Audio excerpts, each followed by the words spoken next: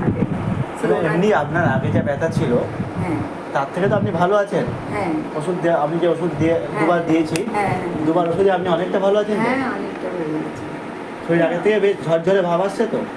হ্যাঁ আগের থেকে ভালো আছি, মানে পুরোপুরি সারছে না, সারছে না, পুরোপুরি সারবে, মাত্র দুবার ওষুধ হয়েছে।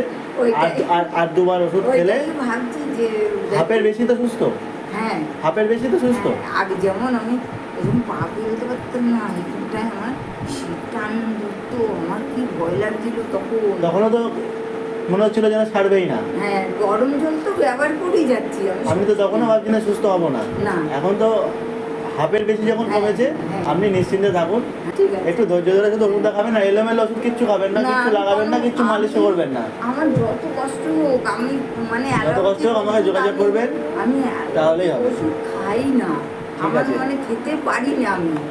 ঠিক আছে, চিন্তা কিচ্ছু করবেন না। আর সবসময় যেগুলো যেগুলো বলছি সেভাবে চলুন।